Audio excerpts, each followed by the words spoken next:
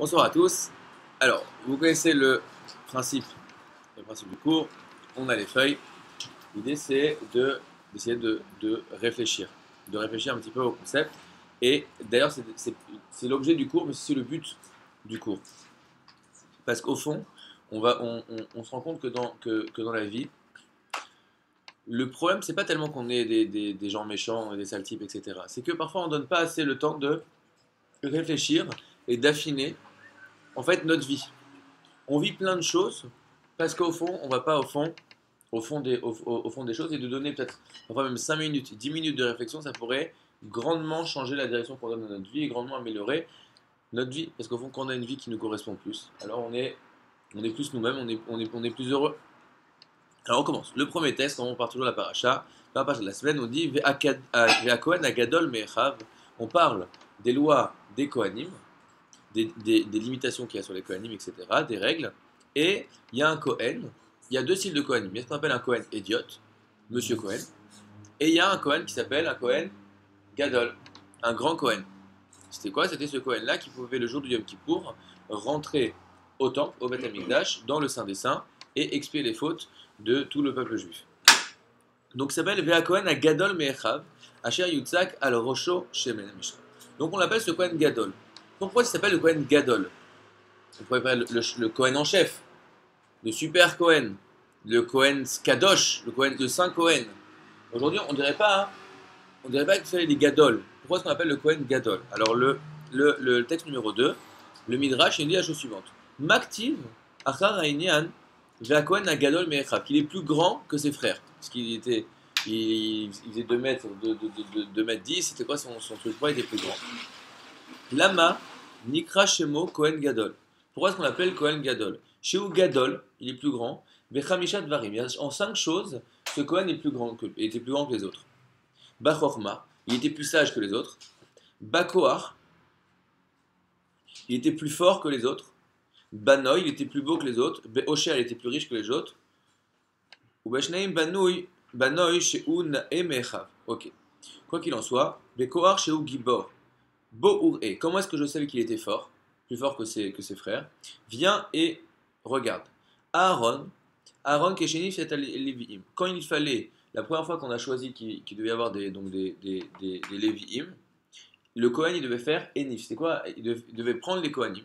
Tous les Kohanim devaient passer devant Aaron et Aaron faisait la chose suivante.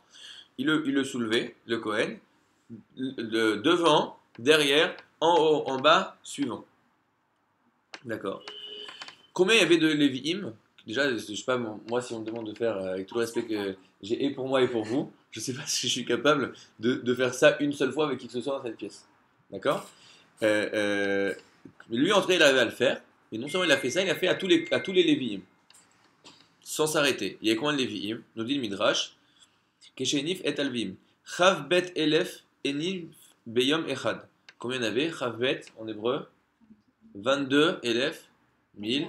22 000 Lévim. Donc il a pris 22 000 gars et Monsieur Aaron, qui n'était pas tout jeune, hein, à l'époque, il devait avoir bien une centaine d'années à ce moment-là, 90 ans peut-être, 90 ans, et il prend les 22 000 Lévi, passe devant lui et tac, tac, tac, tac, tac, tac, tac, tac, suivant, comme ça sans s'arrêter toute la journée. Il faut essayer de faire le calcul, j'ai pas fait le calcul, il y a un rave qui l'a fait, qu'en fait il devait faire, ça lui prenait environ 4 secondes par Lévi. Alors déjà pour faire en 4 secondes, prends mais surtout c'est-à-dire que 4 secondes par Lévi sans s'arrêter de la journée. Donc quand on dit que Aaron était fort, il était hyper fort. D'accord? Ketaya Manif, Molir ou Mevi, il explique comment est-ce qu'il devait faire ça. D'accord? Donc, le Kohen devait être musclor. Pour les gens qui sont des papas et qui se séparent, Monsieur Costaud. Donc, Monsieur Cohen était Monsieur Costaud. Il devait pouvoir faire 22 000 personnes comme ça. Alors, quel est le but d'avoir un Cohen qui est fort? Après, le Cohen, c'est pas lui qui part à la guerre. Quand tu vas chercher un rabbin, tu cherches pas celui qui est champion de boxe. C'est pas le bodybuilder. Tu cherches qui soit plus grand en chorma, je comprends. Qui soit plus grand, qui soit beau, à la limite, je peux comprendre, ça donne quelque chose. T'as pas envie que ton leader il soit un petit. Ça fait pas classe. Que tu ramènes, il dit c'est qui le chef? Ouais, c'est lui le petit. T'as envie d'avoir quelqu'un qui a de la prestance. D'accord, mais même qu'il soit riche, d'une certaine manière, la richesse, ça donne aussi, parce que quelqu'un qui malheureusement qui a pas d'argent, il doit être dépendant des autres. Lui, il est riche, ça lui donne du kavod, ça lui donne de l'honneur. Mais qu'il soit fort, je veux dire, au contraire, il y a écrit, il dit nos sages que la personne ne doit pas se louer de sa force. Sa force, c'est pas du tout quelque chose que tu dois te. Pourtant, on voit que le Cohen, il devait être fort. La Gemara a dit la chose suivante aussi, date numéro 3 dans les Darim la Medchet. Amar Rabbi Yochanan. Rabbi Yochanan nous dit En Akadosh Baruch Hu mashre shekinato, ela al gibor, ve ashir vechacham. D'accord. Donc la Gemara nous dit la chose suivante pour qu'une personne devienne un prophète, et donc qu'il y ait la présence divine qui vienne se mettre sur lui, il y a plusieurs conditions. Donc même chose, il faut qu'il soit chacham, etc. Il faut aussi qu'il soit costaud. Donc Hachem aime les costauds. Gibor dirtiv, dans je sais qu'il doit être costaud. Et tout ça, on l'a pris de Moshe. Vaifrosh et Aoel, el Mishkan. Parce que Moshe, il est venu et il a étendu la tente au-dessus du Mishkan. Ok. Ve'amarma, Moshe Rabbeinu, perso. C'est Moshe Rabbeinu qui l'a fait. Urtiv, Eser Amot, Erer Akeresh. C'est-à-dire que c'était une tente, il avait des poutres de 5 mètres de long. Et Moshe Rabbeinu les a pris. Donc ça te dit à quel point Moshe Rabbeinu était fort. Donc tu vois que Moshe Rabbeinu, qui était le plus grand des navis, on apprend de là que c'était pas un n'importe qui, c'était quelqu'un qui était très costaud. Ok. Emma Darir Vekatin, bon. Et là, Minadin Kra, il ramène un autre pasouk que Moshe, quand il s'est énervé contre le peuple juif, il a pris les tables de la loi et les a jetées. Les tables de la loi, elles étaient faites en pierre précieuse. Il dit Vetania, Aluchot, Orkan Shisha, Veroban Shisha, Veravio Shlosha. Donc même chose aussi, elles étaient énormes. Ces pierres précieuses des centaines de kilos, et on voit que Moshe les a pris, les a jetés par terre. Ok. Donc plusieurs textes nous disent qu'a priori, un Kohen Gadol, un Navi, a priori un leader spirituel, une des caractéristiques qu'il doit avoir, c'est d'être très costaud. Qu'est-ce qu'on gagne de ça? Alors, on sait comment ça se passe quand on va apprendre une halakha, on va apprendre quelque chose. On part de la Torah. Ensuite, on a vu, il y a les Midrashim, en termes historiques, quand c'était écrit. Ensuite, il y a la Mishnah et la Gemara, on a vu la Gemara. Et ensuite, qui est-ce qui est venu, quand on veut voir qui est venu prendre la Gemara et venir nous apprendre concrètement ce qu'on doit en faire? Maïmonide, le Rambam. Alors, on va voir ce que le Rambam, il a appris de cette Gemara. Alors, le Rambam, il parle aussi des Nevi'im, dans les Yesod de la Torah, il dit des choses. Yesodé Adat, les Dash chez Ahel, Menabe et Bnei Adam. C'est une des choses essentielles de savoir que Hachem nous parle. Pourquoi? Parce qu'il y a des religions, des courants de pensée qui pensent qui veulent bien croire qu'il y a un créateur, mais ils disent, qu'est-ce qu'il s'en fiche de toi, ton créateur? Lui, il est infini, toi, tu es un plouc. Alors, il n'a même pas besoin de te parler, il n'en a rien à faire de toi. D'accord? Donc, il dit, il n'y a aucun lien. Il s'en fiche de ce qu'on fait. De toute façon, on peut faire du bien, du mal, monter, descendre, etc., tuer. Lui, il s'en fiche parce que ça ne lui rajoute rien. Donc, évidemment qu'il ne nous parle pas. Ça ne l'intéresse pas de parler avec nous. D'accord? Alors, une des choses, nous dit le Rambam, une chose essentielle, c'est savoir que non. Nous, on croit au fait que Hachem est en lien avec nous et que chacune de nos actions a une importance et importante de sa manière aux Kadosh Baruch Hu. Et d'ailleurs, c'est assez évident. Parce que vu que c'est Hachem qui nous crée, tu ne crées pas quelque chose avec lequel tu as envie d'avoir aucun rapport. Si tu crées, c'est que ça t'apporte quelque chose, ça existe dans ton existence. Sinon, tu n'as même pas l'idée de le créer. Comme on a dit, pour qu'il y ait une création, il faut qu'il y ait un manque. Si Hachem il a décidé un matin de dire je vais créer un homme, c'est que dans son univers, il y avait quelque chose qui s'appelait un manquement d'homme. Alors, ils expliquent les sages, le Zohar, il explique c'est quoi ce manquement d'homme. Une petite parenthèse. On dit c'est celui qui est bon, sa nature, c'est de vouloir faire du bien. Hachem, vu qu'il est bon, il veut donner du bien. D'accord? Mais s'il est tout seul, il n'y a personne qui crée donner du bien. Donc Hachem, il a créé d'une certaine manière un autre, il nous a créé nous, pour pouvoir donner du bien. Je vais faire la parenthèse. Quoi qu'il en soit, Hachem nous parle. Donc Hachem nous parle avec des Nevi'im, avec des prophéties. Et comment donc encore une fois, vous vous souvenez, on a dit qu'il y avait 5 paramètres pour pouvoir recevoir la prophétie. Et un de ceux-là, c'est d'être costaud, on avait dit. Et là, Al-Chacham, on avait dit qu'il devait être intelligent. Gadol Bechorma, donc c'est pas n'importe quel Chacham, quelqu'un qui est très Chacham. Gibor, Gibor costaud. Mais le Rambam change. Alors, Chazak, t'as raison. Gibor, il est costaud. Bemidotav, il est fort dans son caractère. Donc le Rambam, il a pris a priori les psukim où on nous a dit que qu'il fallait qu'il soit fort. Il a dit non, c'est pas qu'il doit être fort qui peut faire du punching ball. D'accord? C'est que, je sais pas si ça existe encore le punching ball, quoi qu'il en soit, vélo donc il dit il doit être fort dans ses minotables. Pourquoi? Son comportement. Vélo yitzro mitgaber alav. Bedavar baolam. Et là où mitgaber darato alitzro tamid. Qui vont vous dire qu'il est costaud, c'est pas qu'il est costaud physiquement, c'est qu'il a un caractère, c'est quelqu'un qui se prend en main. À aucun moment, il se laisse aller. C'est quoi le Yetzer Hara d'une personne? Le Yetzer Hara, c'est un moment, elle dit la Gemara dans Maseret Shabbat, toute personne qui s'énerve, qui se met en colère, qu'elle soit à tes yeux comme un idolâtre. Pourquoi? Parce que d'une certaine manière, elle a laissé le contrôle de son corps à quelque chose d'extérieur. Quand les gens ils s'énervent, ils disent des trucs, ils se disent, non mais excuse-moi, je pense pas, je pensais pas ce que j'ai dit. Qui est-ce qui le pensait? Qui y a dans ta tête? On va t'ouvrir en deux, allonge-toi sur le canapé. Je comprends pas. Si tu le penses pas et que tu le dis, alors c'est qui le pense? Donc d'une certaine manière, quand parfois les gens se laissent prendre par les Sahara, c'est-à-dire que tu vas faire un comportement qui n'exprime pas qui tu es toi. C'est-à-dire que tu as laissé le contrôle à quelque chose d'autre que toi. Un avis, il n'y a pas. Un avis, à chaque seconde, il se contrôle. Ah, je sens que j'ai une force en moi, je ne sais pas d'où elle sort, cette montée de colère. Non, je me contrôle. Ce que j'ai envie de le dire, je le dis. Ce que j'ai pas envie de dire, j'ai pas besoin de le dire. Si il y a quelqu'un qui vient qui m'attaque, et moi je pense que pour me protéger, je dois lui casser la figure, je vais lui casser la figure. Mais je n'ai pas besoin en plus d'aller lui cracher dessus. Parce que je m'en fiche. Je fais ce que j'ai à faire dans la vie. Parfois dans la vie, il faut être gentil, parfois il faut être dur dans la vie. Mais je ne me laisse pas transporter par quelque chose qui est extérieur. Je fais ce que j'ai décidé de faire. Ça, c'est le Kohen. Ok? Mais, donc, lui, le Rambam, il a pris le mot Gibor, pas dans son sens simple, on va dire que c'est un costaud, mais dire qu'il est costaud. Alors, il n'a pas pris au hasard. Pourquoi? Texte numéro 5, en ce moment, on utilise Pirkei Avot. Ezeu Gibor, c'est qui l'homme fort? Il nous dit Akovesh et Tisro. Celui qui est capable de contrôler, d'accord, son Yetzer Hara. Chez Neymar, comme il est dit dans les Michelet, dans les proverbes, Tov erech hapaim mi gibor, ou machal berucho, mi laket ir, il est plus fort.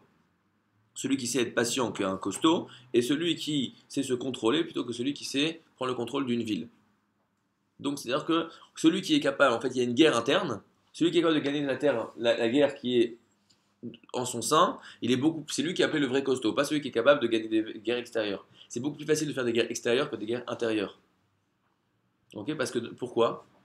Parce que dans la guerre extérieure, les choses sont claires. Dans la guerre extérieure, lui c'est l'ennemi, etc. Vous voyez d'ailleurs que c'est beaucoup plus dur quand, dans une société, il y a des problèmes internes entre les gens de la société, c'est beaucoup plus dur à régler que quand j'ai des problèmes avec les ennemis. Avec les ennemis, c'est facile, on fait une guerre, on ferme les frontières, etc. Mais quand on est mélangé, c'est beaucoup plus dur à régler. Donc même chose, la guerre avec l'ennemi extérieur, ok, c'est lui l'ennemi, on sait ce qu'il y a à faire, on sait quels sont les dangers, mais avec l'ennemi qui est en moi, c'est beaucoup plus difficile parce que je ne sais pas qu'est-ce qui est moi, qu'est-ce qui est l'ennemi. Ouais. Quoi qu'il en soit, comme ça nous dit le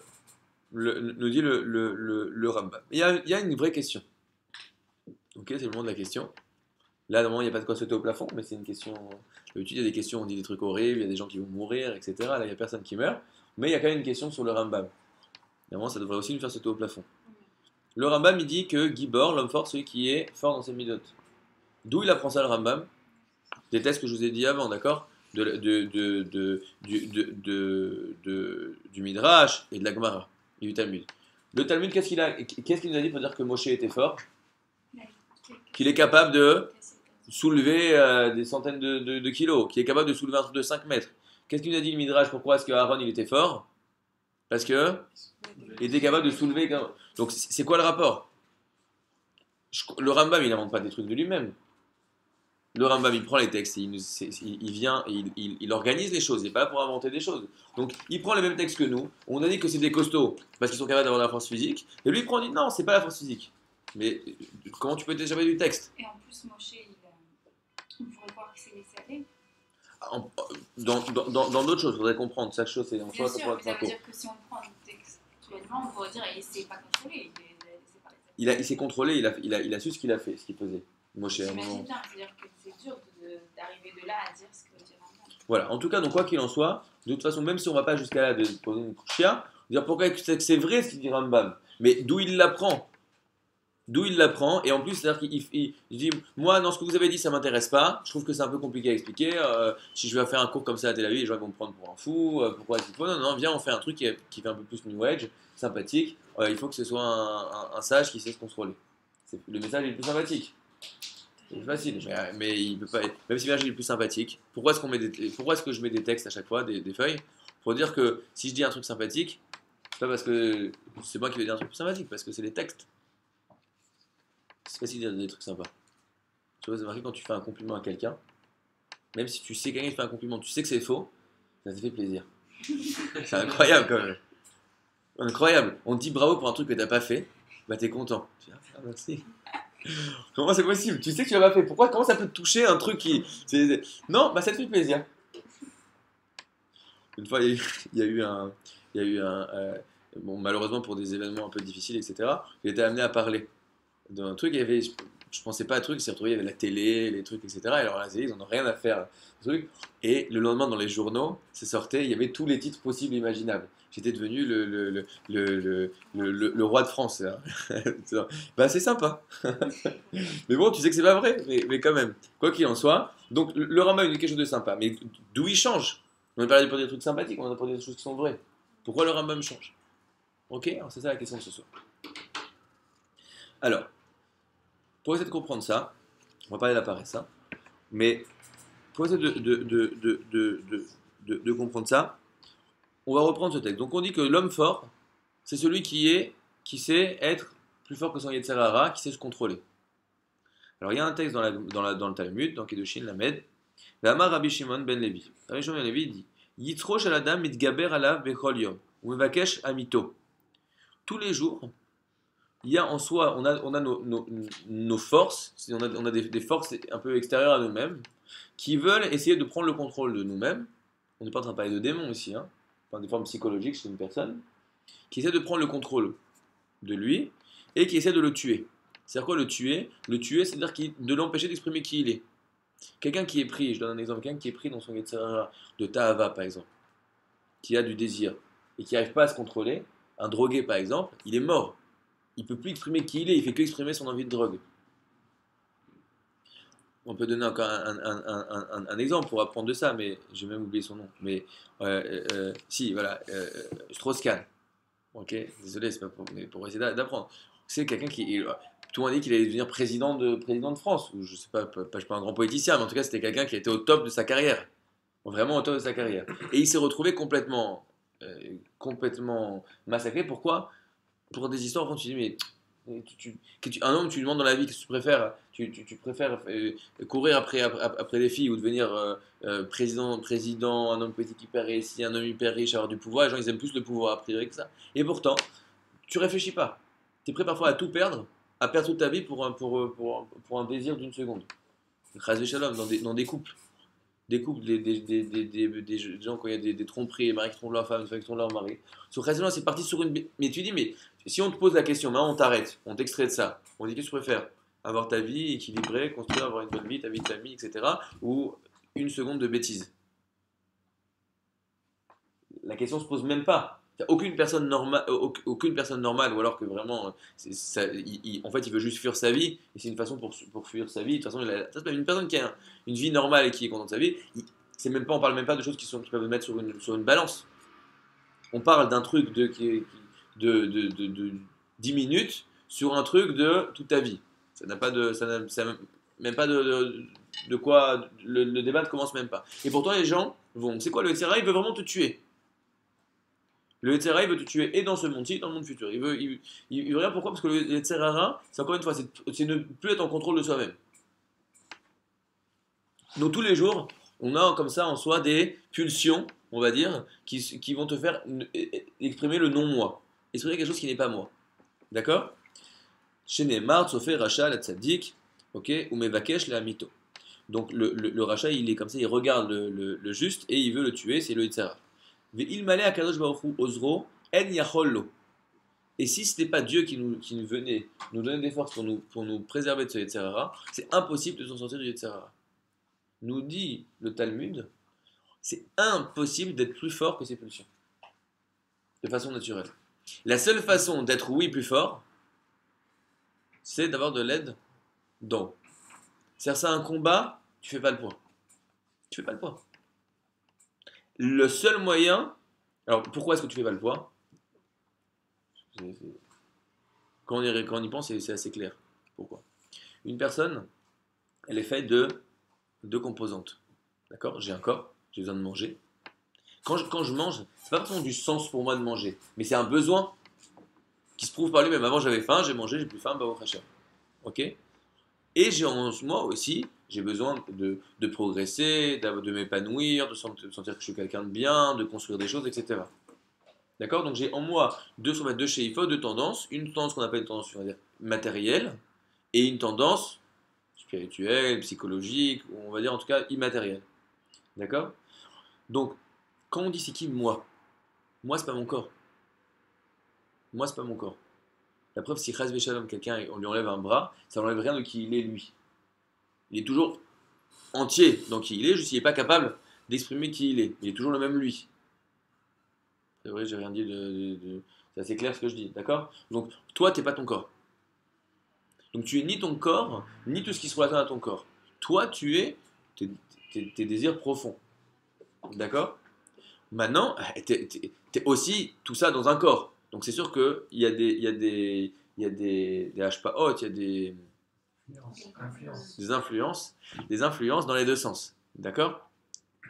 Que si quelqu'un il fait pas du Bouddha, ou je sais pas comment est-ce qu'il fait, ok, du fakir, je sais pas comment il s'appelle, il peut rester il peut rester sans manger, il peut rester des trucs incroyables, le contrôle qu'on peut avoir sur son corps dans ce sens-là. Et de la même façon, quelqu'un qui peut avoir des choses physiques, ça va influencer son moral et son spirituel. D'accord? Mais quoi qu'il en soit, c'est sûr qu'il y a des liens très forts entre les deux, mais moi je suis la partie spirituelle.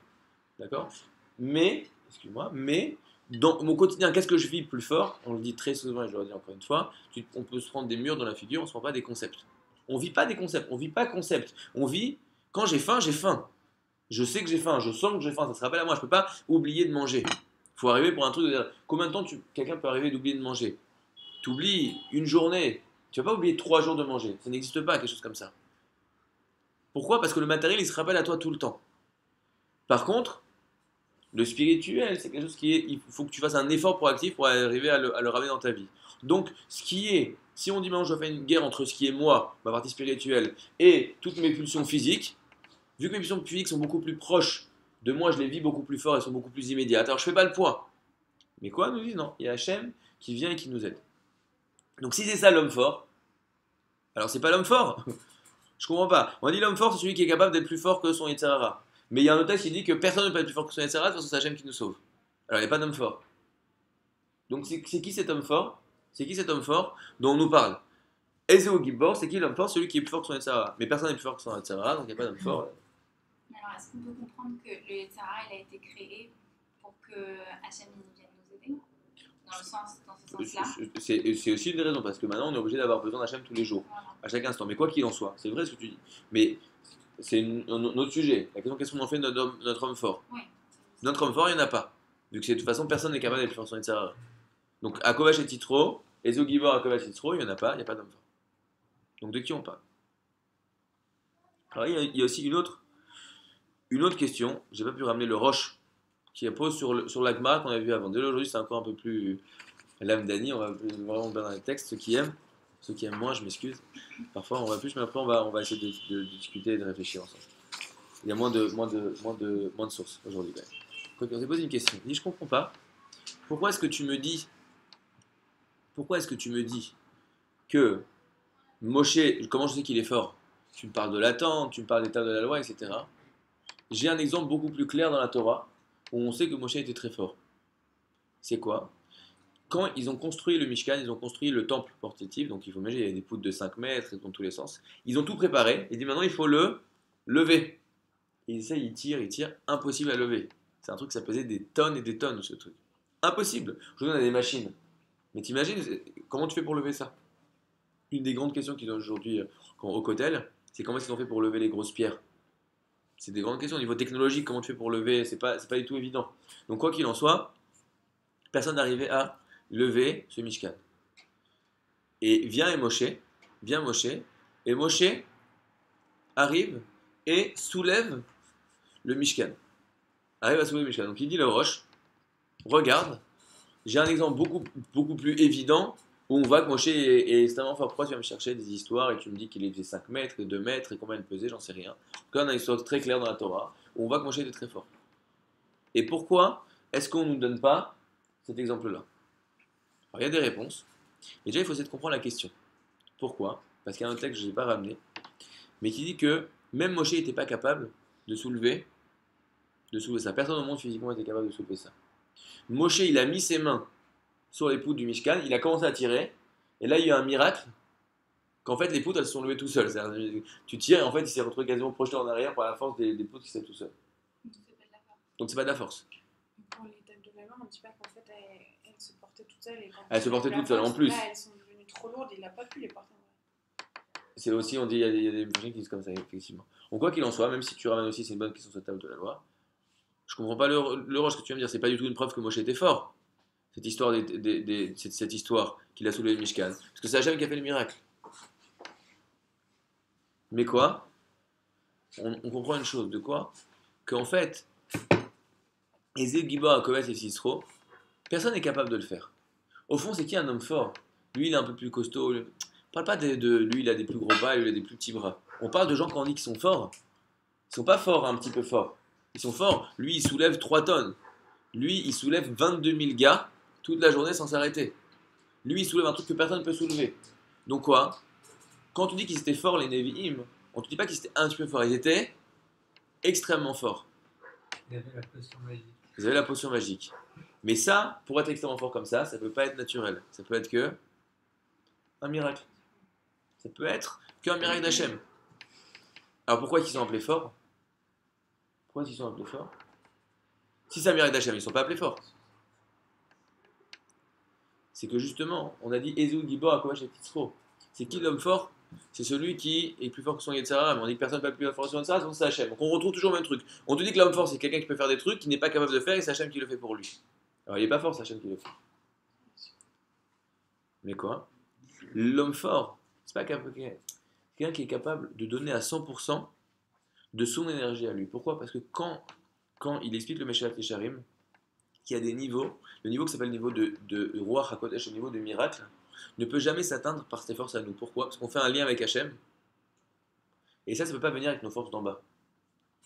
Vous comprenez? C'est comme si moi, il y a un géant qui fait 300 mètres, d'accord? Et je veux monter sur son dos. Je peux me mettre sur une chaise, sur 2 chaises, sur la pointe des pieds, etc. Je suis toujours à une infinité du ciel.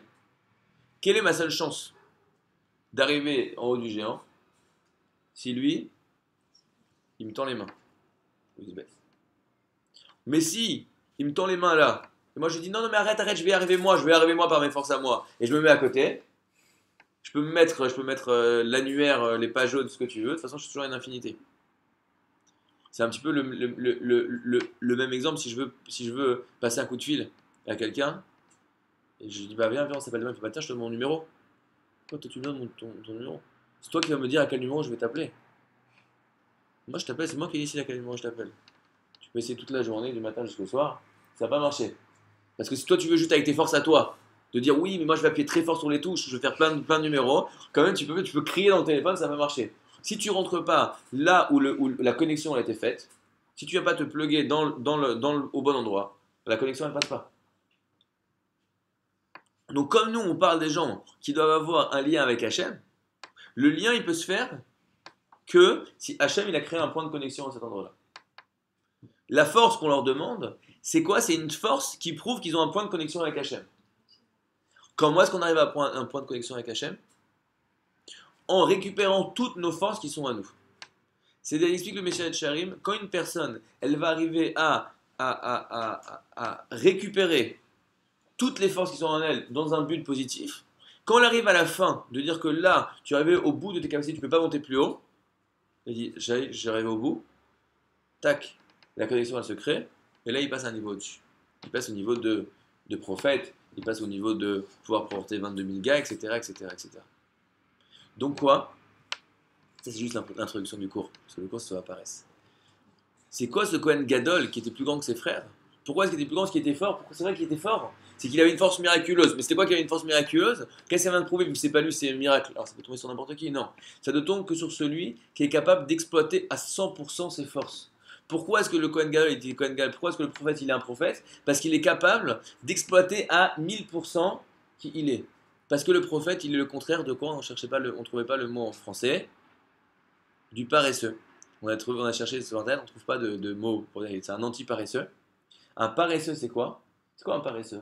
Un paresseux c'est que je vois qu'il y a des choses que je pourrais faire et je le fais, bah si je peux pas le faire, ça ne fait pas un paresseux. Je suis pas un paresseux de ne pas pouvoir sauter au troisième étage, d'accord? Mais si je suis capable de le faire et que je le fais pas, ça s'appelle la paresse. Alors, je ne viens pas exploiter quelque chose que je suis capable d'exploiter. Ça c'est de la paresse.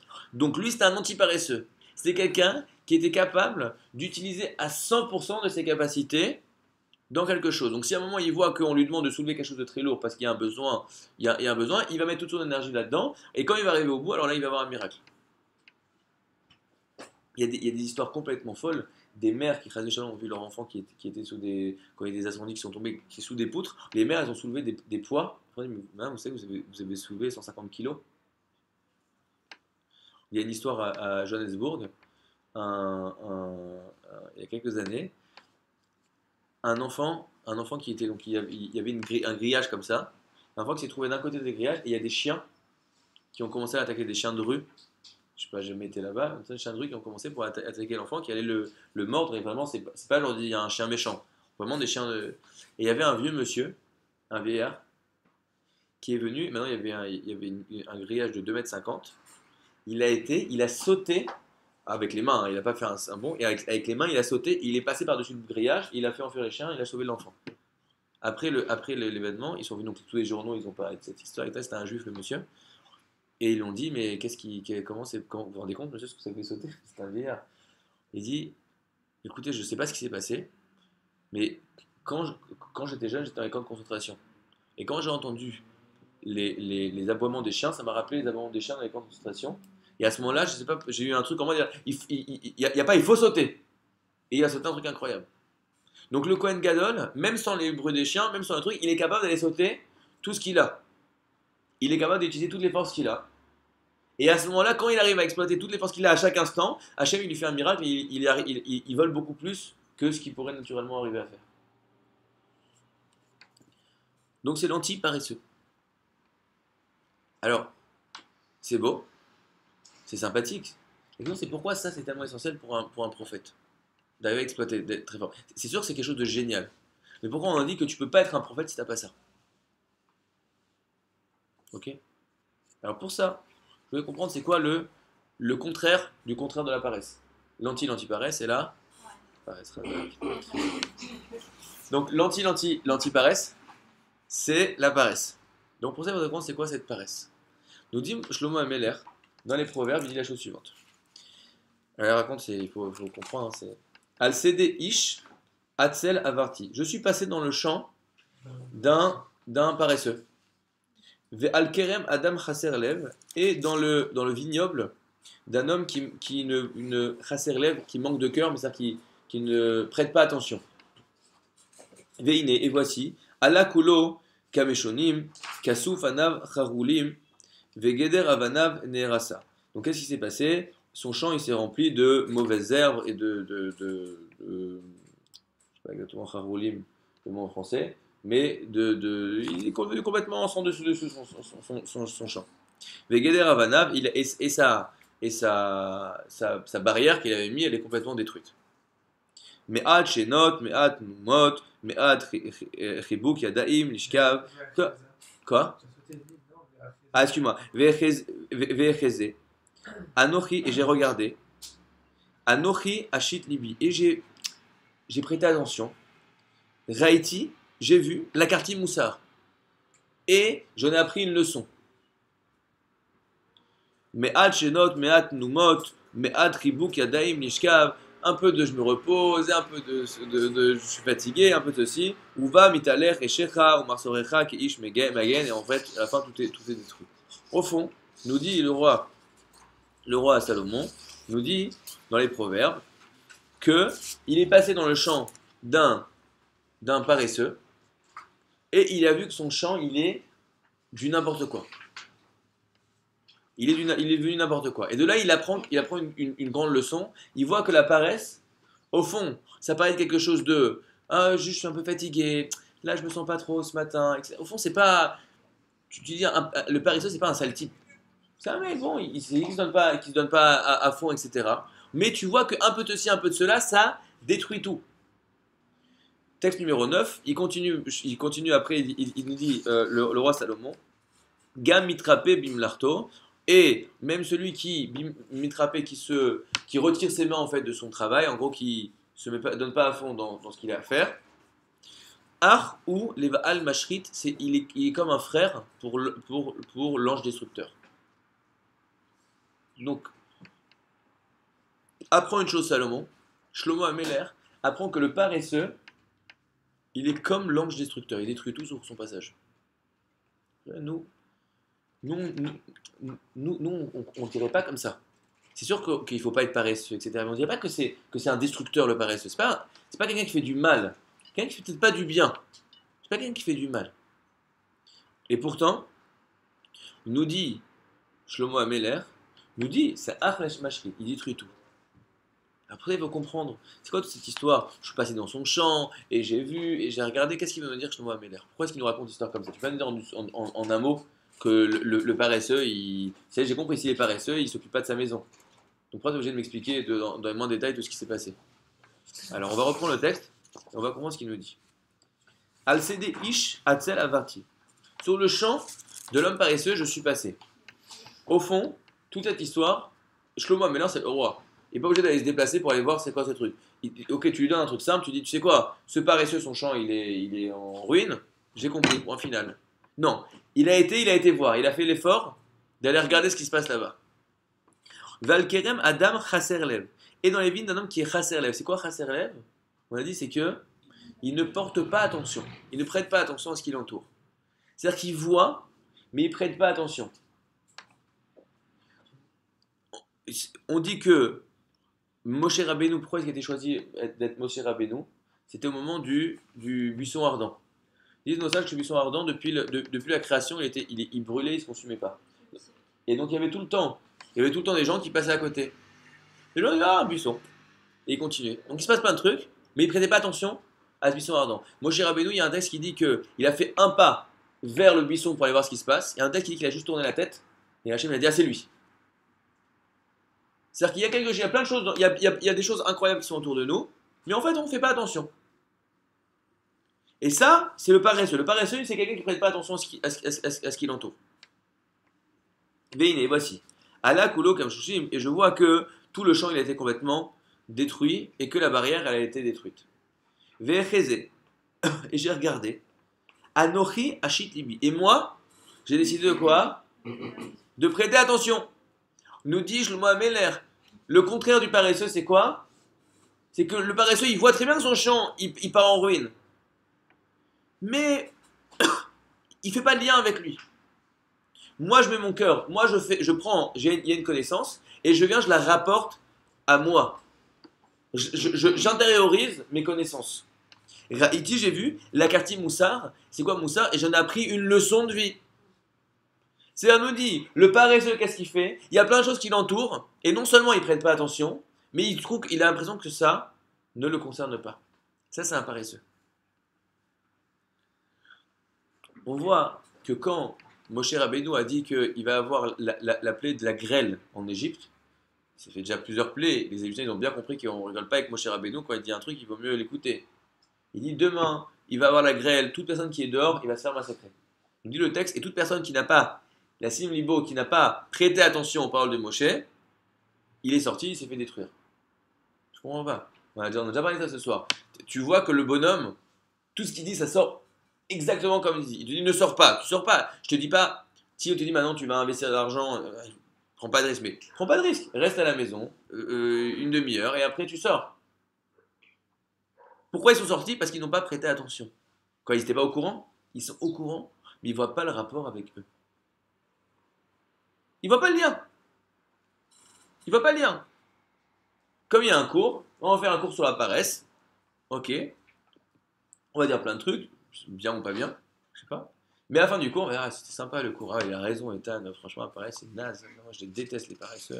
Ah ouais, ah, c'est bien, je vais en parler à mon pote parce que lui, c'est un gros paresseux là. Ouais. Ah, c'est bien. Je connais plein de gens à qui ça va faire du bien d'écouter ce cours. Je vais leur dire de l'écouter, etc. Mais alors lui, rien du tout. Aucun lien. Aucun lien. Il y a plein de choses qui se passent. Mais quoi, je ne prête pas attention et je viens pas rapporter ça à mon cœur et je viens pas en apprendre quelque chose. Et pourquoi? Parce que je suis paresseux. C'est quoi la paresse? C'est l'indifférence, en fait. C'est pas juste de l'indifférence. La paresse, c'est la chose suivante. C'est que je vois qu'il y a quelque chose qui colle pas. Ok? Si je trace des lignes claires, ça peut pas aller. Il y a des choses qui s'imbriquent pas. Très bien. Voilà, il y a plein de choses dans ma vie, ça n'imbrique pas, ça devrait pas se passer comme ça devrait se passer. Ok? Milliards, de millions de millions d'exemples, mais même des choses. On t'a dit qu'il y a un Dieu sur terre, que Dieu il t'aime et que Dieu veut te donner. Alors pourquoi il y a des choses terribles qui se passent? Ok? Des choses qui se passent. Et pourquoi ceci? Pourquoi? Mais d'un autre côté, tu vois que dans la guerre avec Gaza, il y avait une blague, il y a un rave, il a fait cette blague. Il a dit: ah, moi j'ai pas peur, moi, j'ai pas peur des missiles. Pourquoi? Il dit: moi j'habite à Bnei-Brak, il n'y aura pas de missiles là-bas. Il dit: bah, pourquoi? Comment vous savez qu'il n'y aura pas de missiles? Ah, parce qu'il n'y a pas de terrain vague là-bas. Ok, ce que les gens qui ont suivi, toujours ils disaient genre encore un missile est tombé dans un terrain vague, un terrain vague. Quelqu'un il fait une blague, il a dit: mais il y a combien de terrains vagues dans ce pays? Il y a eu une vidéo de Le Pen sur internet, c'était incroyable, elle était magnifique cette vidéo. Et il disait comme ça, je peux pas faire l'accent de Le Pen, mais il disait: ils disent, je le fais quand même, qu'il y aurait eu des milliers de missiles et pas un seul mort. Ce n'est pas possible. C'est pas possible. Alors quoi? Soit je dis: ah là, j'en sais rien, c'est super d'accord. Soit je dis: attends, il y a quelque chose, je réfléchis, j'intériorise, j'essaie d'apprendre, qu'est-ce que ça veut dire, est-ce que c'est possible, est-ce que c'est pas possible, vraiment, mais fais-en quelque chose, il se passe plein de trucs autour de toi. Tu vois que dans le monde entier a décidé que la zone numéro un des problèmes dans le monde, c'est qui? C'est Israël. Moi, tu dis: mais est-ce que c'est logique cette histoire? Réfléchis. Soit tu fais une décision de comptoir, t'en parles, tu sais que c'est là. Ouais, vraiment, ils nous détestent, c'est pas juste. En plus, les médias, ils sont tous contre nous, etc. Soit tu dis: mais comment c'est possible qu'à toute époque, tous les médias, ils sont toujours contre les juifs? Possible. Pourtant, c'est nous qui maîtrisons les médias. En plus, c'est nous qui les maîtrisons. En plus, ouais. C'est ça. C'est pas sur internet, il faut pas le dire. Quoi qu'il en soit, quoi qu'il en soit, quoi qu'il en soit, il y a plein de choses. Donc, soit je prends l'événement et je le laisse extérieur à moi et je peux en discuter, faire une discussion de comptoir, soit je prends et je l'intériorise. Maintenant, pourquoi je ne vais pas? Donc, il y a des choses, je vois que ça ne s'imbrique pas. Ça s'imbrique pas. Maintenant, comment je fais pour que ces choses s'imbriquent? J'ai deux possibilités. Soit je prends, je comprends, je vois que ça ne s'imbrique pas, etc. Et en fait, je redessine les choses et maintenant, je vois qu'en fait, ça colle. Où je redéfinis mes concepts. Soit je crée un flou. Tu vois, si tu as deux trucs, tu vois que ça s'imbrique pas, qu'est-ce que tu fais? Tu gommes un petit peu. Ah, super, voilà, il y a une grande tâche. Mais la tâche, elle est parfaite. Au fond, le paresseux, il reste une vie de tâche. Il reste avec des flous partout dans sa vie. Il y a des concepts qui se contredisent. Je crois en ça, mais je fais le contraire. Je l'aime, mais je veux pas me marier. Pourquoi? Je veux faire le boulot A, mais je continue à faire le boulot B. Pourquoi? Je sais pas. Etc., etc., etc., etc. Qu'est-ce qui se passe dans la vie de cette personne-là? Pourquoi est-ce qu'elle ne fait pas le travail? Pourquoi? Parce qu'elle est paresseuse. C'est quoi la paresse? C'est comme dans un couple parfois. Tu vois qu'il y a un truc, tu sens qu'il y a une tension. Ok, parfois ta femme elle t'envoie des allusions très, très, très fines. Ok. Comme par exemple tu dis bonjour, ça va, et là, elle claque la porte, etc. Bon, elle m'a pas dit que ça allait pas. Ok. Ouais, ça va? Ouais, ça va, ça va. T'es sûr qu'il y a rien? Non, non, non, non, il y a rien, tout va bien. Mange. Ah, bah, au Hachem, allez, tout va bien. J'ai eu peur et tout. Parce que quand je suis venu, j'avais eu l'impression que. Mais c'est la vie. Alors là, tu sais que quoi? Qu'est-ce que tu devrais faire pour que ton couple il soit construit, que tu dis, bon, écoute, je vois qu'il y a quelque chose qui va pas, viens on en discute, etc. Mais une fois, qu'est-ce que tu fais? Tu laisses rien. Pourquoi? Tu te laisses dans le flou artistique qu'en fait ça va. Pourquoi? Si t'as pas envie de t'asseoir et d'avoir une longue discussion et qu'on te ressort les trucs, qu'est-ce que t'as fait, vraiment, peut-être je me suis trompé, peut-être j'ai eu toi que ça. Donc comme t'as pas envie de te prendre la tête, tu gardes un flou. Mais le flou, il est flou, c'est rien de construit. C'est rien de construit, tu vas pas très loin avec du flou. Tu sais que ton boulot, c'est pas exactement ça. Tu sais qu'il y a plein de choses, tu vois qu'il y a des manquements un peu partout. Mais toi, tu floutes. Tu floutes pour dire que, allez, je peux m'arranger avec du flou, on peut toujours tout s'arranger. Pourquoi tu prends pas l'effort? Parce que tu sais que de venir, de réfléchir, est-ce que vraiment, etc., c'est fatigant. T'es paresseux. Donc tu restes tous des concepts qui sont flous. Je pense qu'il faut être honnête. Mais qu'est-ce que ça veut dire être honnête? Je sais pas exactement. Est-ce que c'est assez être honnête? C'est pas être honnête, etc. Je pense qu'il faut être gentil, mais parfois il faut être méchant, et parfois il faut ceci, la politique, je sais pas. Je reste avec des concepts hyper flous. Je crois en Dieu, mais c'est quoi je crois en Dieu? Toujours on a dit un jour on va faire un cours, vraiment c'est. J'espère pour les qu'on va reprendre après les 5 minutes de Torah tous les jours. On prend tous les jours les 13 principes de foi. Le Rambam me dit que c'est les 13 choses quelqu'un il doit croire en soi. Ça s'appelle un juif. Mais est-ce qu'on les connaît ces 13 principes de foi? Est-ce qu'on y croit? Est-ce qu'on sait ce que ça veut dire? Il faut réfléchir. Sinon, c'est-à-dire que même des choses aussi simples, de dire est-ce que je crois en Dieu, je ne sais même pas. C'est quoi je crois en Dieu? C'est qui Dieu? C'est quoi que je crois en lui? Qu'il existe, qui gère le monde, qui m'a créé, qui m'a demandé des choses. Il y a plein de gens qui croient en Dieu. Les musulmans, ils croient en Dieu. Quelle est la différence? Qu'est-ce qu'on croit et moi je crois pas? Tout le monde peut croire en Dieu. Le Dieu nature. Parce que c'est un Dieu nature. C'est le truc. Est-ce que je crois en Dieu mais je ne crois pas en la Torah? Est-ce que je crois en la Torah mais je ne crois pas en ce que disent les sages? Je crois en ce que disent les sages marocains mais pas les autres. Je crois dans ce qu'il dit. Je crois au couscous mais je ne crois pas à la Torah. Mais dis-le, affine, clarifie. Mais ça, c'est de l'effort. Je ne sais pas si vous arrivez parfois. Il y a un cours, même pas un cours de Torah, un cours de maths, chacun. Il y a un cours. Et tu te rends compte que le sujet, tu entends ce qu'il dit le prof, tu comprends vaguement. Tu sais de quoi il parle, tu sais de quoi on parle, mais tu te rends compte que si tu veux vraiment comprendre et intégrer et que ces choses elles soient claires devant toi, tu dois fournir un effort beaucoup plus. Tu dois prendre ton assiette, tu dois prendre ton stylo et écrire ce qu'il dit et revoir. Attends une seconde. Mais c'est pas que si tu comprends rien du tout, tu dis je comprends rien du tout. Tu comprends, mais tu sens que tu comprends pas, que tu n'as pas un acquis de la connaissance qui est là. Pourquoi? Parce que tu es. Parce que c'est un effort. Cet effort, l'effort d'être venu en cours, d'être là, d'écouter plus ou moins, tu es prêt à le faire. Mais l'effort, maintenant, de prendre ces choses-là et d'aller jusqu'au bout et de clarifier, vraiment de voir, mais ça va pas. Tu sais qu'il y a des choses qui contredisent, mais tu te fais dans ta tête un youpla hoop intellectuel. En fait, waouh, super, ça va. Ouais, non, ça va. Mais tu sais que ça va pas. Tu sais que ça marche pas. Tu sais que t'as pas compris. Tu sais que c'est flou. Mais hop, tu te fais un truc. Et hop, ça marche par magie. Voilà. C'est incroyable. Et toute ta vie, tu l'as fait comme ça. De la même façon qu'à l'école, tu voulais pas prendre des notes, parce que c'est le premier. Hein. Tu voulais pas prendre des notes. Il y a des filles ici hein, qui prenaient des notes. Mais tu voulais pas aller jusqu'au bout, réviser, etc. Tu sais que le cours, que si maintenant tu vas relire, tu vas reprendre tes notes, tu vas revoir, tu sais que ça va te prendre 1 heure de plus, mais tu vas avoir un acquis qu'après les trucs, ils sont clairs dans ta tête. Mais tu sais que dans le truc que t'as pas forcément besoin de ça. Pas besoin de ça parce que c'est bon, tu vas pouvoir faire illusion. De toute façon, c'est même pas au sujet du contrôle, etc. Donc quoi? Tu te mets dans ta tête qu'en fait ça va. Tu dis pas, j'ai rien compris, mais je m'en fiche. Tu dis ouais, ça va, j'ai compris. Non, ça, j'ai compris de plus ou moins. C'est après, ah, t'as compris plus ou moins. T'as pas compris. Mais t'es trop paresseux pour comprendre. Alors tu restes avec des plus ou moins. Mais toute ta vie, tu fais du plus ou moins. Et alors pourquoi lui il s'appelle l'ange destructeur? Déjà, il se détruit lui-même. Mais il fait plus que se détruire lui-même. C'est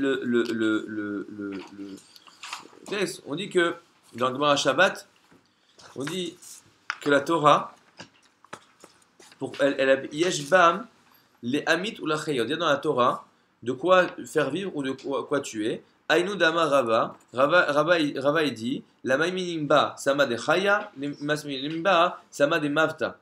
Ok, le 10.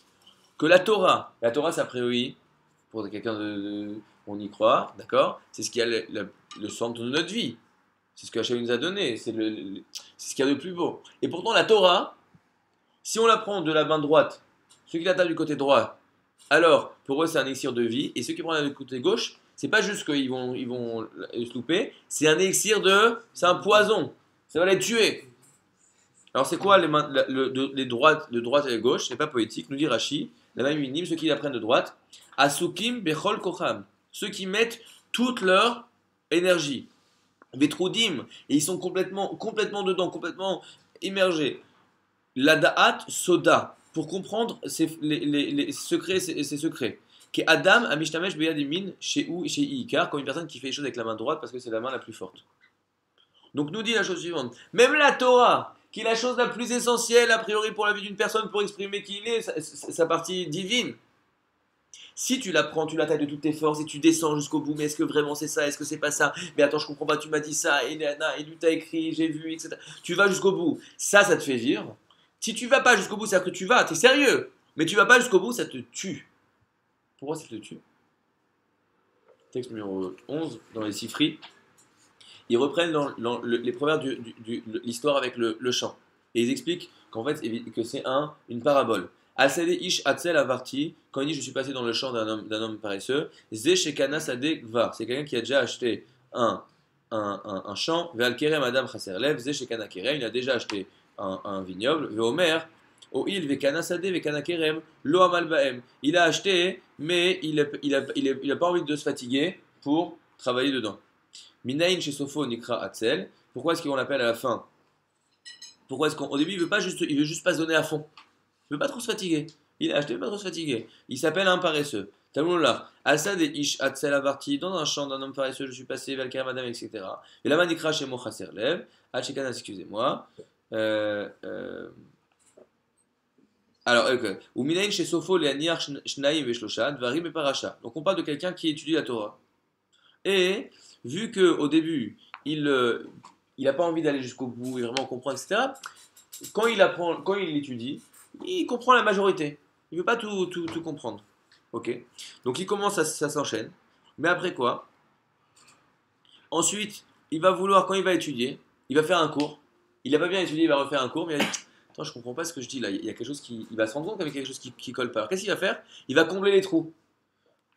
Formule magique. Ouais, parce qu'en fait, il y a écrit là, je me suis dit 2-3 trucs en araméen, 4 Zohar, ok, et on est bon, voilà, super, c'est bon, je suis sauvé.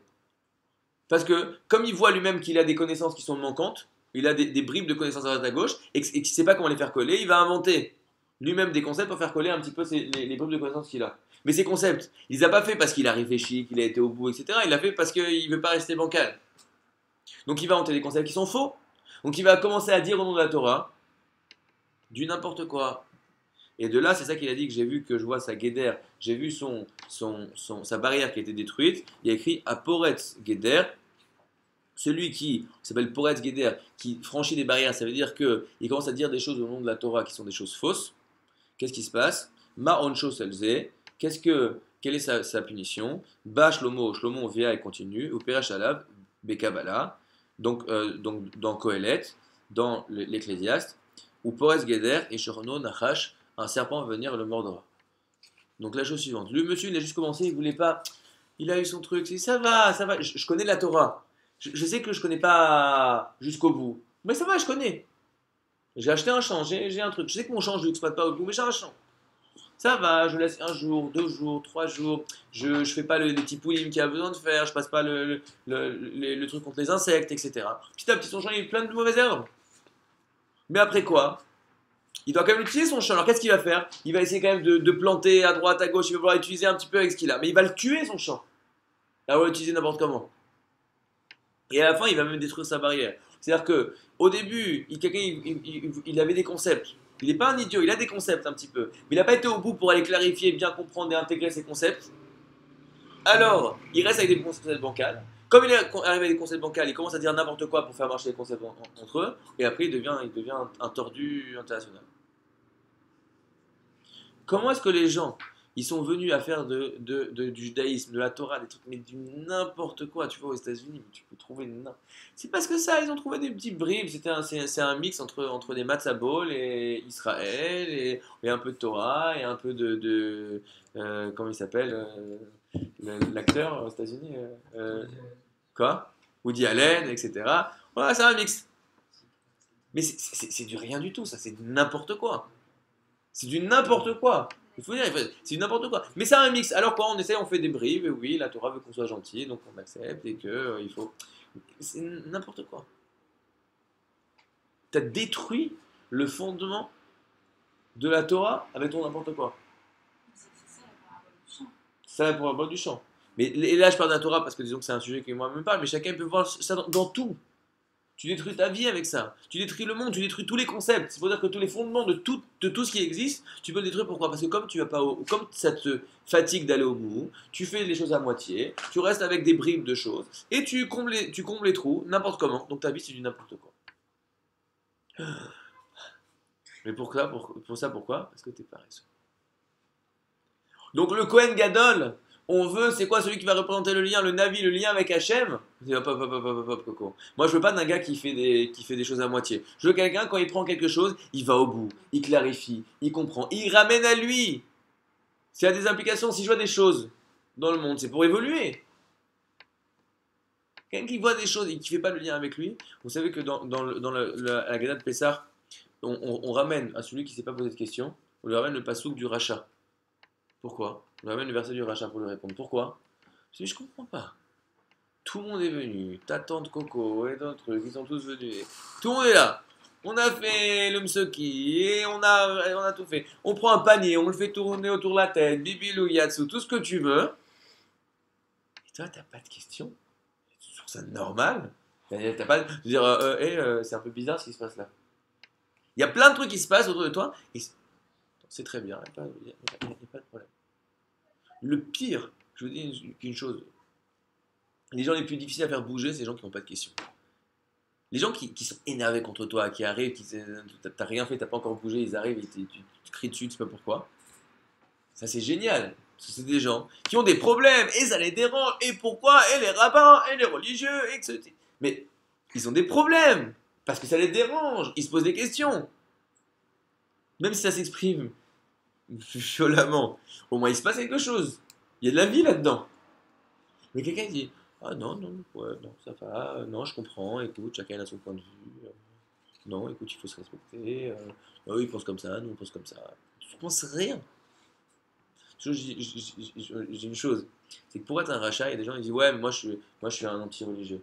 Mais coucou, pour être un anti-religieux, il faut se lever très tôt le matin. T'es pas un anti-religieux, t'es un clown. T'es un paresseux. Là, on a mis la photo, on va la montrer. C'est lui, là. Toi, t'es lui. C'est toi. Pourquoi c'est toi?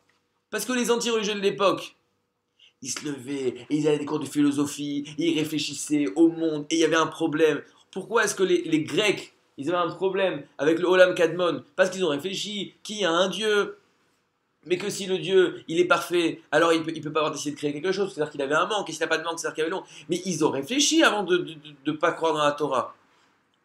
Toi, t'as envie d'aller en boîte. Juste, t'as envie de manger ce que tu veux, t'as envie de t'habiller comme tu veux, t'as envie de faire ce que tu veux, t'as envie d'aller. Mais ça s'appelle pas avoir une vision de la vie. T'as pas une vision de la vie.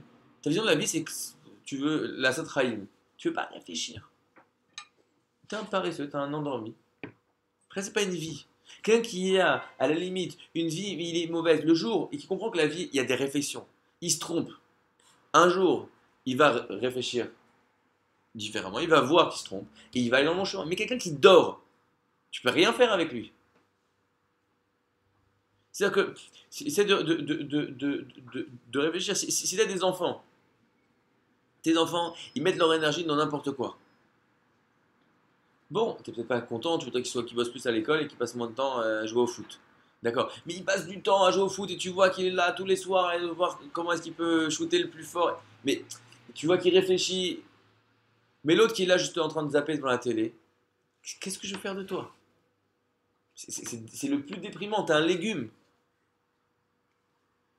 Un être humain, on peut en faire un être humain qui pense plus droit, mais un légume, on peut en faire un être humain. Le comble de la vie, c'est la paresse, ça détruit tout. Pourquoi? Parce qu'on ne peut pas accepter qu'on est des légumes. Alors, on s'invente qu'on est des gens qui vivent.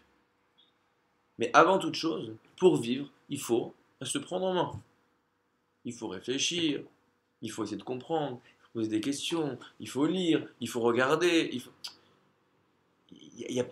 ça manque pas dans nos vies, et je m'inclus là-dedans évidemment, hein, je ne suis pas en train de le dire à vous, à moi, mais ça manque pas dans nos vies des points qui méritent qu'on clarifie et qu'on réfléchisse. Est-ce que vraiment, est-ce qu'on m'a dit, qu'est-ce que j'en pense vraiment de ça, moi? Est-ce que je fais pas que répéter des phrases toutes faites? Je fais que répéter des concepts. D'accord? Alors plus ou moins on choisit un peu où on se place. D'accord? Donc soit on dit des concepts, alors on parle de politique, on dit des concepts à droite ou des concepts à gauche. Soit on parle de quoi on parle. On s'en fout de toute façon. Ok? Quand on parle de religion, alors on va essayer des concepts tout faits. Donc si je suis un religieux, mais c'est dans tous les sens, hein, je suis pas en train de... L'ultra-orthodoxe, il peut te dire des concepts de l'ultra-orthodoxe, mais il réfléchit même pas à ce qu'il va dire. Et l'autre aussi, des concepts d'anti-Torah, il réfléchit même pas. Personne ne réfléchit. Quelqu'un, c'est quelqu'un qui se prend en main, c'est quelqu'un qui réfléchit, sinon t'es un rien du tout. Ou t'es un... Pas un rien du tout, t'es un... entre. Mais c'est sûr que dans les points où t'es du flou, c'est pas toi. C'est pas toi qui t'exprimes. Le Kohen Gadol, on lui demande de s'exprimer pleinement. À aucun moment il se lâche. Et c'est ça qui nous dit, c'est ça qui nous dit Rambam. Pourquoi est-ce qu'il est fort? Parce qu'il est capable de se prendre en main à 100%. Donc quoi? Parce que jamais il se lâche, tout est clair chez lui. Comment ça passe à ça? Ezeu Gibor à Kovash et Titro. Le Rambam, il dit, je sais que tu m'as donné des exemples. Tu m'as donné des exemples de gens qui sont forts costauds. Mais pourquoi ils sont forts costauds? Ils sont pas forts costauds juste il a des gros bras, il est fort costaud de façon miraculeuse. Pourquoi il est fort de façon miraculeuse? Parce qu'il est capable d'utiliser toutes ses forces. S'il est capable d'utiliser toutes ses forces, c'est qu'il se relâche pas et qu'il contrôle sa vie. Et donc il est capable de se contrôler sur ses midotes, sur ses traits de caractère. C'est quelque chose qui est essentiel. Alors, Hachem, comme toutes les semaines, on travaille avec un travail, des devoirs à la maison. Hachem, cette semaine, les devoirs, c'est de parfois, on sait que là, j'ai devant moi un truc. Je sais que c'est bien si je fais ça. Je sais que c'est mieux si je fais ça. Mais on a la flemme. Bah, au moins une semaine de se renforcer. Il dit Maïmonide, je fais un cours là-dessus, mais il dit que comment est-ce qu'on fait pour quand on a des mauvais traits de caractère? C'est le moment avant le période du Homer, c'est le moment où on travaille nos traits de caractère. Comment est-ce qu'on fait pour arriver justement à réparer ces choses-là? Il dit quand tu as un trait de caractère, tu dois d'abord aller à l'externe opposé. L'externe, c'est l'extrême. C'est aussi l'extérieur. Quoi qu'il en soit, opposé. C'est-à-dire que si quelqu'un, il est avare, au contraire, il va dépenser même au début plus que ce qu'il devrait dépenser. Pourquoi? Pour casser en lui. À chaque fois, c'est dur, c'est dur, c'est dur. Et après, une fois qu'il a réussi à casser ça, il va se remettre au milieu. D'accord? Par contre, cette semaine, c'est très fort. Quand on dit qu'il va être au milieu, c'est pas qu'il va être à moitié pingre. S'il va créer en lui une nouvelle mida, mais qui est une nouvelle caractère, quelque chose d'équilibré. C'est-à-dire que la personne qui sait qu'en donner et qui sait qu'en dire non, c'est pas une moitié de pingre. C'est une personne équilibrée. C'est pas qu'il a pris la mida, il l'a mis en moins forte. C'est qu'il a réussi à s'ajuster sur ces choses-là. Donc la chose pour nous, pour essayer de travailler notre paresse, c'est pendant une semaine d'arriver à se prendre en main. Ah, je sais, je suis fatigué, j'y vais, c'est pas grave. J'y vais. Pourquoi? Parce que la paresse est une mida qui est très très difficile. Pourquoi? Parce que on a dit, c'est quoi la paresse? C'est de ne pas avoir envie de réfléchir sur les choses. Donc le paresseux, il dit pourquoi t'as pas fait ça et tout? Ouais, non, parce que je pense que c'est bien comme ça, et je pense que de toute façon, on prend l'exemple, il s'est disputé avec sa femme, moi je pense qu'elle a besoin de temps pour réfléchir, si je viens tout de suite et tout, c'est pas le bon moment, etc. Ok? Mais pour savoir si c'est juste des excuses ou si c'est vrai, qu'est-ce qu'il doit faire? Il doit réfléchir et analyser. Vu qu'il est paresseux, il va pas le faire. Donc le problème de la paresse, c'est qu'il faut pas être un paresseux pour arrêter d'être un paresseux. Parce que toutes les excuses que tu dis pourquoi je fais les choses, un paresseux ne sait pas qu'il est paresseux. C'est ce que je dis à ceux qui ont vu les 5 minutes, les 5 minutes, c'est que il y a un texte Pirkei qui dit Ayom Katsar, le jour est court, la journée est courte et le travail, il y a beaucoup de travail. Vea Poalim Atselim. Et les ouvriers sont des paresseux. Alors je pose la question, je comprends, c'est un livre qui doit me donner des leçons de morale. De m'insulter, de dire que je suis un paresseux, c'est nous les Poalim. Merci beaucoup, j'ai rien gagné, merci. Ouais. Et en plus, t'as un idiot. Bon, bah super, très bien, c'est gentil. Alors qu'est-ce qu'il y a? Les sages, ils sont venus nous apprendre quelque chose. Si tu me dis que je suis un nul, ok, bah merci beaucoup. Pourquoi? Parce que nous, on croit qu'on n'est pas des paresseux. Pourquoi? Parce que le paresseux, il croit qu'il n'est jamais paresseux. De la même façon que quoi? on fera un cours là-dessus. L'orgueilleux croit qu'il n'est jamais orgueilleux, par définition. Pourquoi? Parce que l'orgueilleux, c'est quelqu'un qui pense qu'il lui revient de droit, plein d'honneur. Mais par définition, ça lui revient. Donc l'orgueilleux peut jamais réfléchir qu'il est pas orgueilleux, sur le fait qu'il est orgueilleux. Le paresseux peut jamais trouver qu'il est paresseux. Pourquoi? Parce que tu fais pas des choses parce que tu dis ah moi je suis un paresseux. Non, tu comprends, je me suis couché tard hier soir, mais tu comprends c'est pas facile et tout avec le travail, etc. Tu comprends. Il y a combien de tu comprends dans la vie? Là attends j'ai une longue journée. T'as combien d'excuses? On va faire un livre, ça s'appelle, on va faire une page Facebook. Tu ne te lèves pas le matin parce que. Mais c'est comme ça que c'est les gros Facebook. Mais je crois qu'on peut faire un carton avec ce truc. Le nombre d'excuses que tu peux écouter, c'est vrai, où les profs vont demander toutes les excuses que les élèves donnent pour arriver en retard en classe. Mais c'est pas juste des mythos. C'est que vraiment le mec il se met comme ça dans sa tête. Oui, mais c'est plus sérieux si je vais pas au premier cours de bio ce matin, parce qu'après je vais être plus en forme pour aller au cours de maths. Mais c'est génial. C'est un génie le bonhomme. Mais t'as vraiment ça dans ta tête. Et en plus, quand tu sors, tu te dis pas, mais voilà, qu'est-ce que j'ai eu dans la tête ce matin? T'es arrivé le lendemain, tu vas te refaire encore un coup comme ça. Non, mais c'est plus sérieux que j'y aille pas, parce qu'après, je vais pas aller au mariage ce soir, parce que de toute façon, tout le monde va aller à son mariage ce soir, elle va pas voir. C'est mieux que j'aille lui faire une surprise pour aller le faire la semaine prochaine, alors que personne ne va être là, plutôt pour l'anniversaire. Moi, c'est peut-être un peu gros. Moi, je vais pas venir à l'anniversaire en même temps que tout le monde, parce que c'est loin, etc. J'irai plutôt la semaine prochaine, comme ça, il y aura que moi, et ça lui fera plus plaisir. Je donne mes excuses à moi. Mais chacun a ses trucs. T'as des trucs tordus dans ta tête. Combien de trucs tordus tu peux avoir dans ta tête? Le paresseux, il se rend pas compte qu'il est paresseux. Parce que pour se rendre compte que t'es paresseux, il faudrait arrêter une seconde d'être paresseux et réfléchir à tes excuses. Donc on se montre tout un monde. Donc voilà, le travail de cette semaine, déjà c'est là-dessus, de dire, de s'habituer peut-être pas sur des trucs de réflexion, mais surtout comment des trucs physiques. Ah, j'ai pas envie d'aller faire ce truc, mais c'est pas grave, je fais l'effort, j'y vais. Pendant une semaine, on se force. C'est sûr que parfois il y a des vrais arguments de ne pas faire. Il y a parfois des vrais arguments. C'est vrai que parfois ça vaut pas le coup d'aller faire cet effort, parfois il faut se reposer, parfois il faut faire attention à ça, etc. Mais c'est très difficile de savoir qu'est-ce qui te pousse. Est-ce que tu le fais parce que t'es paresseux ou parce que vraiment. Il y a l'histoire d'un rave, il disait un truc très fort. Il y a souvent des invités qui viennent, des gens importants qui viennent dans sa ville, et quand les gens importants viennent, si quelqu'un de très important, il faut que le rave vienne l'accueillir dans son hôtel, lui dire.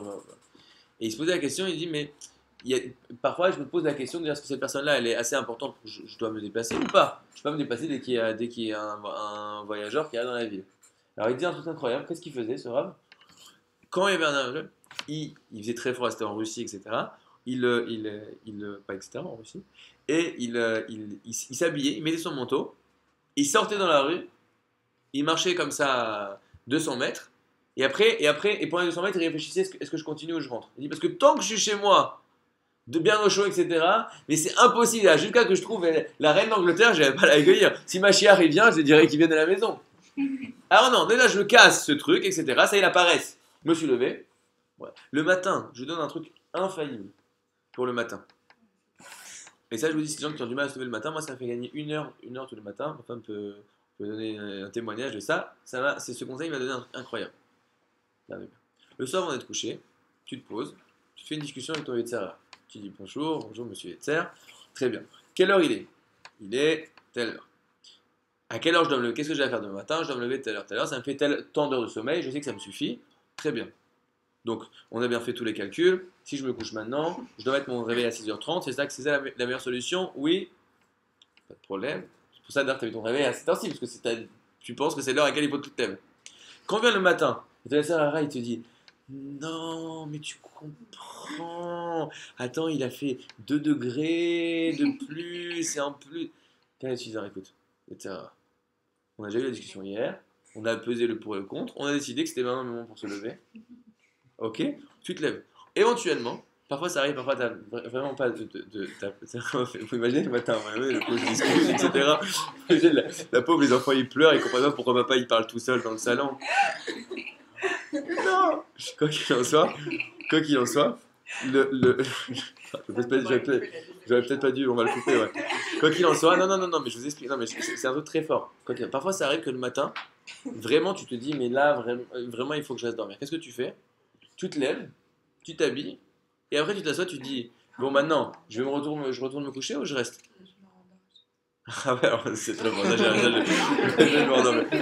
Quoi qu'il en soit, mais éventuellement, mais à la limite, si tu vas te recoucher, c'est pas impossible que ça arrive des fois. Mais si déjà tu t'es levé, etc. Parce que quand tu es dans ton lit, t'imagines, est-ce que tu es dans le meilleur moment pour réfléchir? Est-ce que tu vas, c'est comme si tu es au régime. Tu aurais fait, bon, je mets déjà le gâteau dans la bouche et après je réfléchis si je l'avale ou pas. Mais tu te rends compte ou pas? Comment quelqu'un peut penser comme ça? Sors du lit et après tu réfléchis, t'as besoin de te reposer, repose-toi. Mais déjà sors du lit, quand tu es dans ton lit, t'es un fou. D'accord? Tu peux supprimer des choses. Donc quoi qu'il en soit, c'est la même chose. Donc déjà, il faut se sortir du monde de paresse et dire ok, maintenant, est-ce que je dois faire ça ou je dois pas le faire? Déjà, j'enlève de moi la question de dire paresse et je me suis bougé. Maintenant, je peux réfléchir bien à ce que je le fais ou est-ce que je le fais pas. Est-ce que je dois donner l'argent à Tzedaka? Est-ce que je dois le donner à lui pour ça, par exemple, la Tzedaka? Ok? On demande est-ce que je dois le donner à lui ou pas le donner à lui? D'accord? Ça arrive, c'est une vraie question. Parfois, ça vaut le coup, parfois ça vaut le coup. Alors déjà, tu dis, genre, cet argent, je le prends, je le sors. Cet argent, il va aller à Zedaka. D'accord. Maintenant, je le donne à lui, je ne donne pas à lui. Ah, maintenant, tu peux réfléchir de façon beaucoup plus. Mais quand, en plus, il y a une question cachée, est-ce que je donne à lui ou je ne donne pas à lui? Est-ce que je lui donne à lui ou est-ce que je le garde dans ma poche? C'est beaucoup plus dur de réfléchir. Alors la paresse, déjà, réveille-toi, sois pas un paresseux. Et après, tu réfléchis de chaque chose, est-ce qu'il faut le faire, est-ce qu'il ne faut pas le faire, etc. Qu'est-ce qui parle vraiment derrière toi? Bézat Hachem, qu'on se réveille tous les matins, et qu'on se prenne notre. Ouais, Hachem, qu'on se prenne tous notre vie en main. Bézat Hachem, que vous sachiez, il y a celui-là tous les matins à 6h30 au centre, et même, ouais, et même une deuxième celui-là à 8h05, c'est déjà bien aussi, et les cours tous les matins à 7h15 au centre. La semaine prochaine, Bézat Hachem, on part à Méron, les amis. Ceux qui veulent vraiment, ceux qui veulent voir, ceux qui sont en plus là pour un moment, qui viennent d'arriver en Israël. Méron, je vous explique. Méron, c'est l'Akba Omer. L'Akba Omer, Rabbi Shimon Bar Yochai, et il y a, je crois, 600 000, 700 000 personnes, en fonction 500, 700 000 personnes qui arrivent pour l'Akba Omer, c'est une folie, il y a des grands feux, des feux immenses, etc. Nous, on va faire pour essayer d'être un peu plus malin, mais juste un tout petit peu, pas tellement plus. On va partir, si tu veux, mercredi après-midi, c'est mercredi soir et jeudi. Le gros des gens vont jeudi. Nous, on partira mercredi, on espère, avant les bouchons, et on rentrera mercredi soir tard. Il y aura un grand barbecue qui sera organisé là-bas, ça va être très sympathique. Donc regardez, inscrivez-vous.